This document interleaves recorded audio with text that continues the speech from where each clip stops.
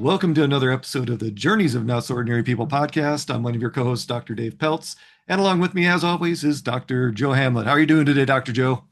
I'm doing pretty good, Dr. Dave. Ready to get M- going. Most excellent. So we'd like to welcome all our viewers and listeners back. If this is your first time, hopefully it won't be your last. We are the Personal, Professional, and Career Development Podcast, and we're here to help you solve life's mysteries, I guess, as it pertains to personal, professional, and career development. For those of you who are listening, you won't know. For those of you who are watching, you will see that we have a guest speaker. We've been doing pretty good at this so far. We'd like to welcome Dr. Richmond Hill. How are you doing today, sir? I'm doing well. Thank you for having me today. We're honored to have you on here. Please Absolutely. take a moment to tell the audience just a little bit about yourself, and then we'll jump into today's topic. Yeah, sure. Richmond Hill, live in the Northern Virginia area, suburbs of Washington, D.C., and I serve as provost of the Woodbridge campus of Northern Virginia Community College. And I call myself the proud provost of the campus. I really love my job and love serving the students and faculty and staff. And we are a large multi-campus community college, stretching for miles across Northern Virginia, right here in the Washington, D.C. suburbs. And we have the southernmost campus and the smallest comprehensive campus at the college. And I've been in this role for the past 2.5, going on 3 years. And I've been in Northern Virginia in this area for 24 years, and my career has been in higher education, K-12 education, and mental health. And I would say it's been kind of a blend of all of that at some point in time.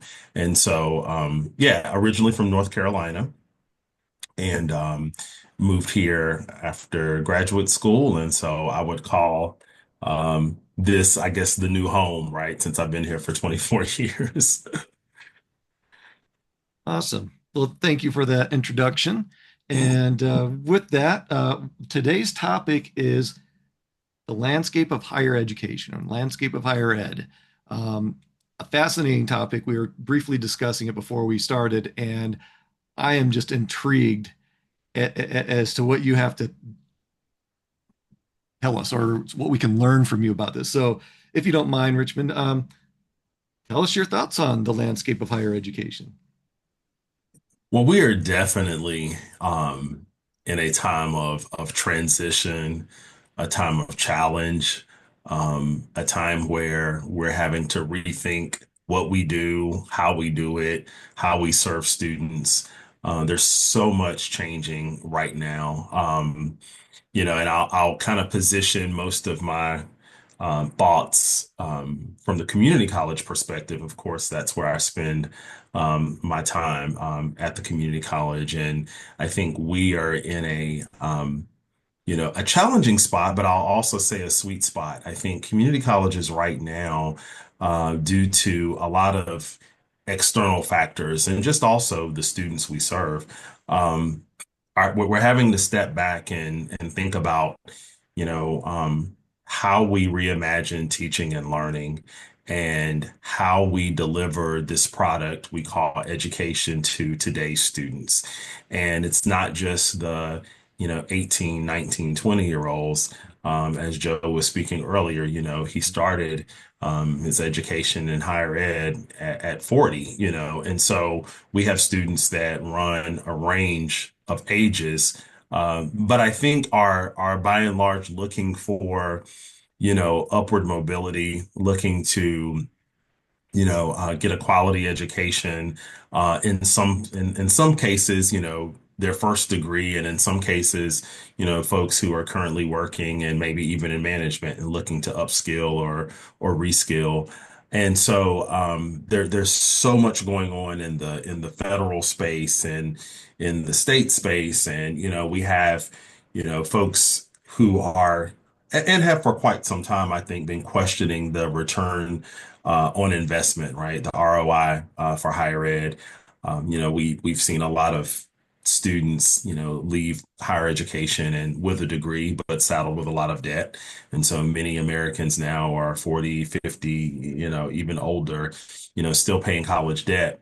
And I think and rightfully so, our electeds and politicians and policymakers are taking a close look at higher ed and saying, are we doing this the best way we possibly can? And are we really and truly setting American citizens up to live a prosperous life after, gaining the higher education credential, whether it be an associate's or bachelor's or, graduate or professional degree. And so right now I can speak for our institution and for the Virginia Community College system because we are a part of a system. So there's 23 community colleges in the system across the state, the Commonwealth of Virginia. And so, where students are showing us as our president says, Dr. Kress, students are voting with their feet, right? So they're showing us by way of the courses they're taking and the degree programs they're enrolling in. It's going to be, information technology, cybersecurity, and skill trades. And so really taking a sharp increase in enrollment in those areas, while overall enrollment, I would say, is down for, community colleges and four-year institutions. We're seeing a focus and let's say a renewed interest, if you will, in the skilled trades, because I think, students and their families realize that I can, go and get an associate's or a certificate and I can leave out of that certificate and go and, really be able to support myself and a family here in a very expensive area in Northern Virginia. Cost of living is quite high. And so we have programs that are, 9 months, a year, 2 years. And some of those short programs are putting students out there and they're working for Amazon Web Services or they're working here in our data center industry and starting off making great wages and in many cases these programs are at no cost to them. So when we look at, our state funding and, G3 and fast forward, which probably means nothing to you all, but our state has invested, millions of dollars into skilled trade programs and other programs that are preparing, the citizens of the Commonwealth to go into those areas where we have the highest need, skilled trades, law enforcement, early childhood education, K-12, ed. And so, depending on that student's, economic profile, or, they could, take these courses and get these certificates and associates at little or no cost, to them and their families. And so it's really a game changer. And so I think, it's showing us now that, where we see the focus and where we see the dollars, being invested, it's in those areas where when I think of colleges, I think we're going back to what the community college was originally designed for. And so, it was your skilled trades. It was your, what we call back in the day, your vocational ed type programs. It was an opportunity for, people to get an education and to come into higher ed, regardless of their background, right? So how long they'd been out of school, what their GPA was in high school, if they had a family or not. They didn't have to leave the community and go and live, in a residential campus and stay, on campus. And so I think we're shifting back to that. And we are seeing it in the course taking patterns that our students are following and the degrees that they're seeking.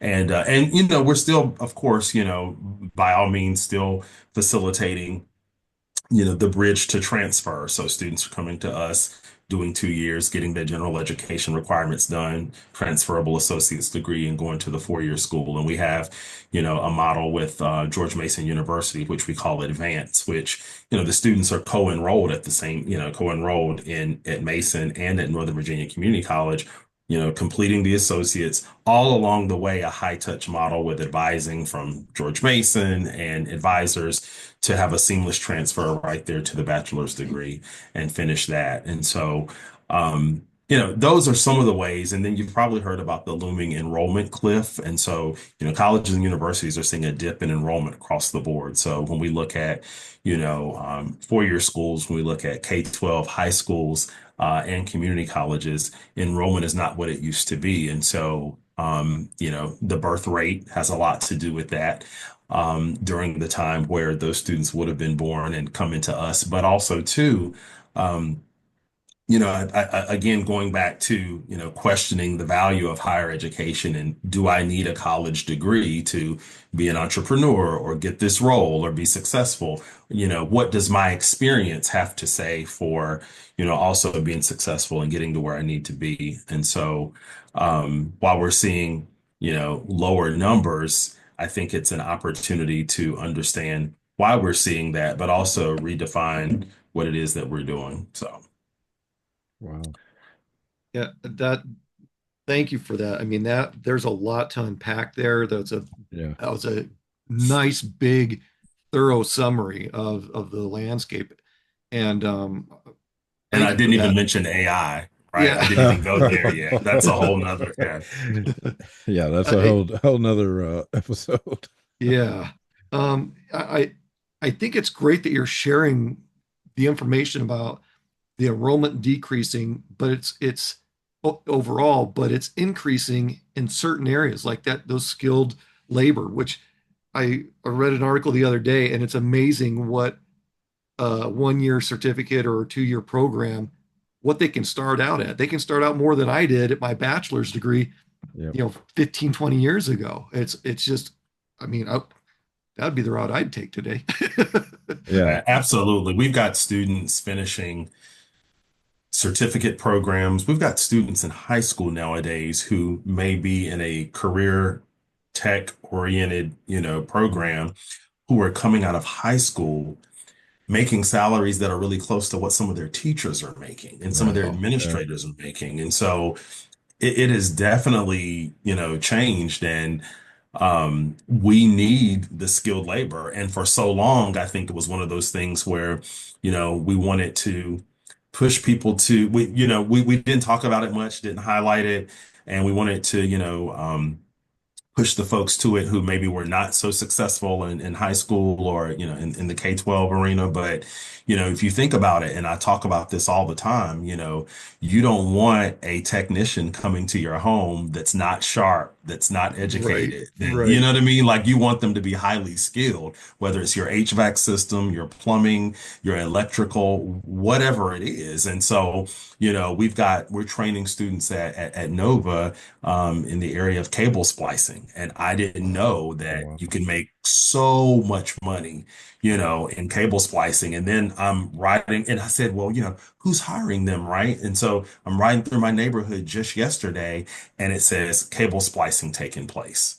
So and it's Wow. new developments where Yeah. this is happening, and it's just so much opportunity in those areas. And I think for a while, some years we just didn't highlight it. And Yeah. for some students, going to the four-year college or university is not what they're looking for. It's not a good match or good fit for them. And for some students, is if I can get a credential before I even get out of high school, that's best for me because I see a light at the end of the tunnel. Yeah, and I think so for so many years we focused on the 4 year college that you had to have that bachelor's degree to be successful in corporate America. And you're right, we shined away from those trades that are highly needed. And now there's a big I can see the trend, out there in manufacturing, out there and just in the industry in general there are those needs for those skills, skilled laborers, those skilled trades. And so, last couple of organizations I work for, we've been really focusing on how we can continue to grow those areas for those people that, like you said, they don't want to go to school for 4 years. They can come out of high school with some type of certification, some skills that they've learned in high school, and they're ready to go to work after they graduate, Yeah. which is totally different than the model we taught, or were taught years ago on you had to have the 4 year degree. Yeah. And that's kind of what fueled me to continue to push on to a doctorate degree because that's what we always heard. The more education you have, the better job opportunities you're going to have and things like that. And that's not necessarily the case. It Yeah. still comes down to we need those trades. We need people with those skills because now, to be honest, the market is oversaturated with people with degrees. So now we've put that out in the system, or we put so many people out there now that a lot of people are a dime a dozen. I mean, bachelor's degree, there's quite a few people that have a bachelor's degree. So you continue down that path of you go to master's, you go to doctorate. And so it's just getting, uh, I'm glad to see that we're heading back down this path or this direction of helping again those kids that are going to be amazing at what they do, and now giving them that opportunity to be able to use those skills that they naturally have, that they naturally want to do, which makes total sense. Yeah, Yeah. we do have a deficit in skilled labor and vocational labor, and it is a detriment. And to your point, Joe, I believe too we're oversaturated. A lot of higher education from bachelor's degree, masters, and doctorates, and we were remiss in the recruiting sector 20 years ago and not looking far enough down to say, wow, it's great that we're getting all these educated people into the workplace, but we've just created this bubble and it's burst. And now Yeah. it's taking 4 weeks, 8 weeks, 12 weeks just to get someone to come out and, fix something at your house instead of, it used to be you call someone up, yeah, I can be out tomorrow or in 2 days, and their schedule's full, but there's still time for them to stop by and give you an estimate and stuff.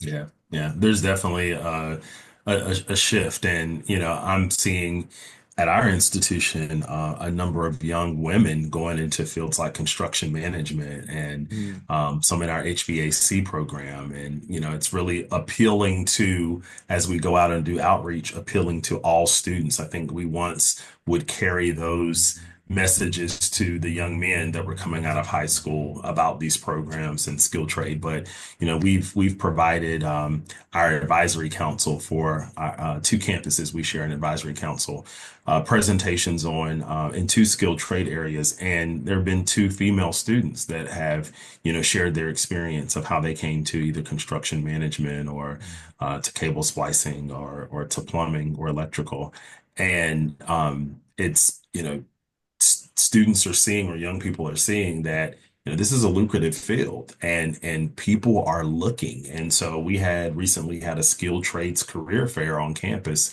and I mean it was packed in the atrium, and not just with employers but with students. And there was probably more employers than students, and these employers were really engaging with these students, and in some cases having initial interviews, and almost to the point of making offers because they are in need of good skilled employees. And so which is a good thing. It's a good thing for us. It's a good thing for our region and for the students that we have coming to us and getting those credentials. Well, you touched on, and I don't think I heard you say it, but this is one of the reasons why I chose, community college as well as my two sons. The cost of those schools, and then having those, programs that transfer directly into a four-year school, but you can get that first 2 years done for at a fraction of the cost that it would cost at a four-year school. And to me, I think it's a little easier transition to go to a campus where smaller classrooms, kind of more personal, than again being just a number in a large classroom with 100 students in there with you. So I really liked the community college, and like I say, both of my sons went to community college before moving on, but to us that was huge, especially being able to afford that for them and being able to help support them with that. So that's another thing I really appreciate about community colleges is and I think you touched on it. It's about the community. It's people don't have to go away. They can still have their jobs. Their schedules are a little more flexible. Those types of things. So I really appreciated my time at community college. Yeah, I Yeah, remember. you hit on something key there.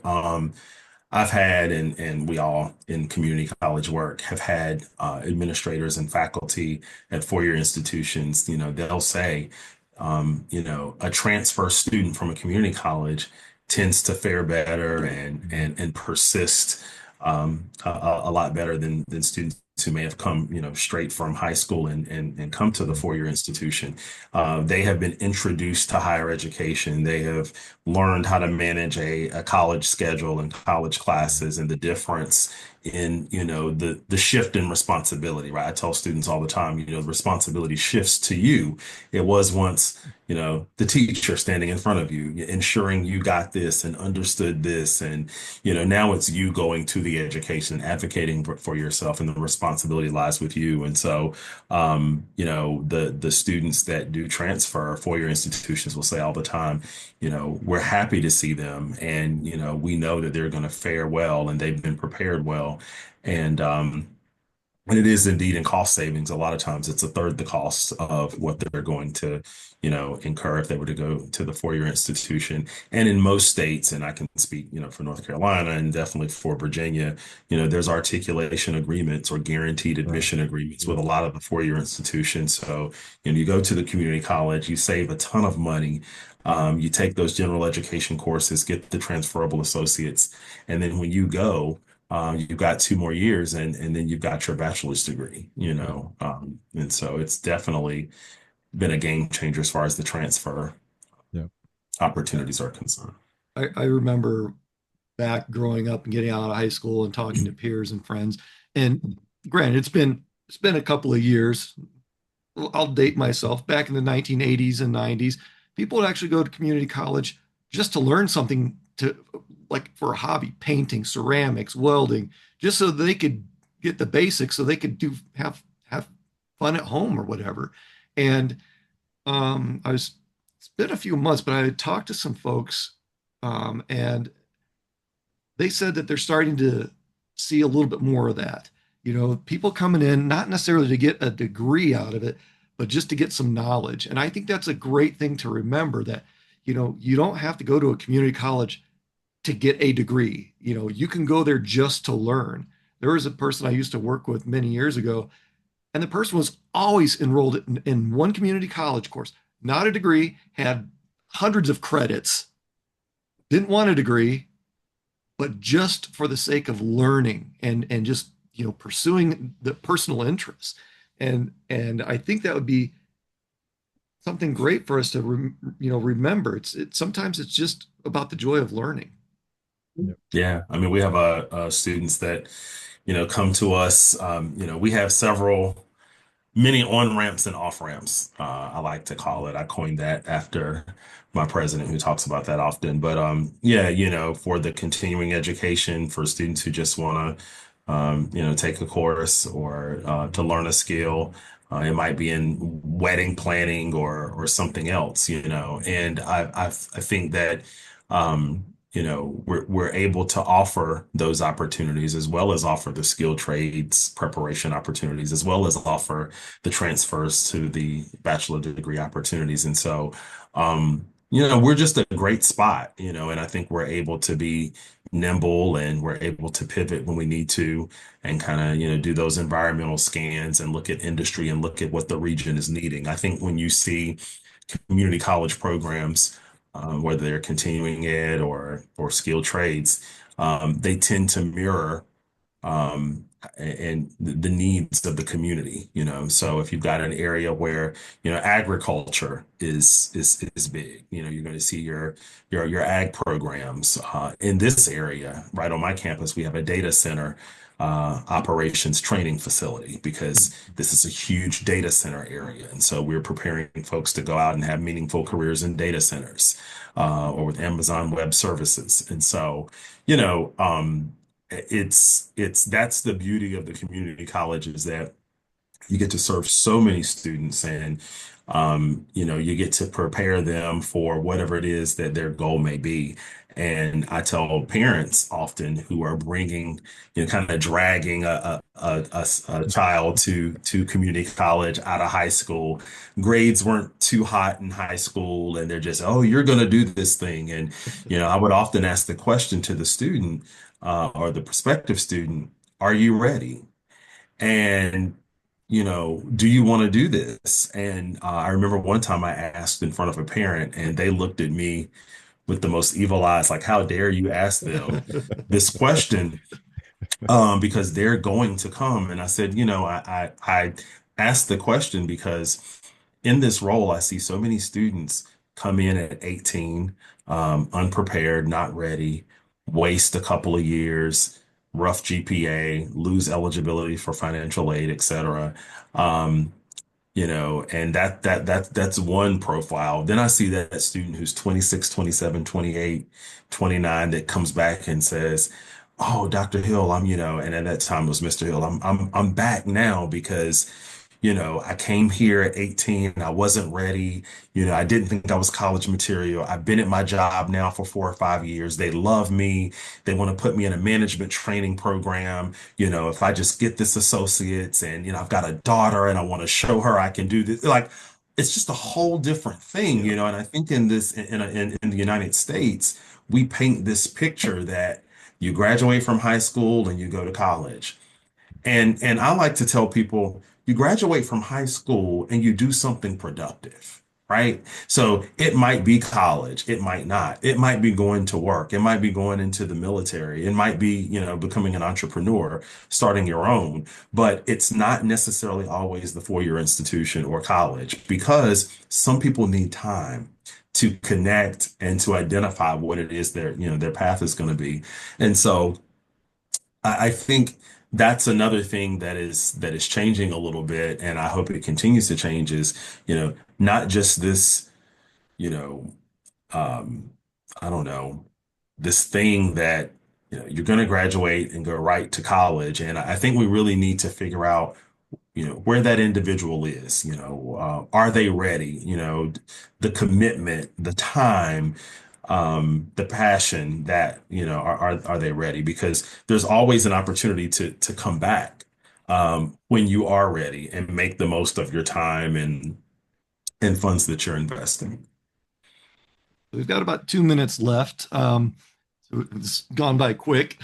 Yes, it really So, has. Dr. Richmond Hill, what would you like to leave our viewers and listeners with? What are your kind of like three or four nuggets, two or three nuggets that you want to leave them with that they can, really think about and maybe utilize? So, for individuals who are working in higher education, I think the thing I would want to leave with them is to be open-minded, and to think about higher ed like, some businesses think about their operations. And I Mhm. know business and higher ed, when you put the two together, you get a lot of evil stares. And because it's like, oh, we're not a business, and students aren't customers. And so I'm going to step out on a limb, as I always do. Yes, they are our customers. We provide them a product, and it's called teaching and learning, and a degree or a certificate or a credential or just knowledge. And there's a lot of things that are changing the way in which we have to now deliver that product. And so I think being open-minded and realizing that things like, generative AI, a lot of the technological advances, the efficiency that students are looking for, it's here and it's in our faces and it's not going anywhere. And we're just going to have to embrace it and figure out, what we do with it. It doesn't mean lower our standards. It doesn't mean water down the curriculum. It doesn't mean not have high expectations for students, but it means, as other businesses and operations are looking at, wow, as our customer base is changing, what they need, what they want, how they choose to interact with us is changing. how do we change? And so I think just being open-minded and nimble and ready to pivot and understanding that it doesn't mean that the product we're delivering is second rate, right? It still can be a great product, but we just have to think differently about how we deliver education in today's society. Yeah, So, 100%. It's been an evolution over the last 20 years in yep. education. Joe, what are your final thoughts? No, I love exactly what Richmond just said about being flexible, being open-minded, and meeting, like you said, customers. I've been an adjunct professor myself, and we have to be willing to meet our customers, meet our employees, meet all those people where they are, so that we can help them get to that next level. So I really do appreciate that, because that applies across the board in organizations, in higher ed, just anything you do. You have to be willing to meet your client, your customer, your employee, where they are. So again, this was very insightful. And like Dave said, it went by way too fast, because again, both of us have been in higher ed, and so this was a very good conversation. So we'll have to follow up with some other stuff, because this was really good. So thanks for being on the podcast. Thank you. My pleasure. Thank you. Yeah. Yeah, thanks a lot, Richmond. Really appreciate you taking time out of your schedule. What a great topic this was. I could sit and listen to you for hours and pick your brain and Yeah. brainstorm with you. That would be just something fun to do. So um, with that, we want to thank our viewers and listeners for joining us on another episode of the Journeys of Not So Ordinary People podcast, your personal, professional, and career development podcast. If you'd like to reach out to Dr. Richmond Hill, his contact information will be in the description. And we'd like to thank all of our viewers and listeners for returning, giving us a nice 30-minute window to on your drive home, walk around the park or whatever. And with that, we want you to keep on being your not so ordinary you.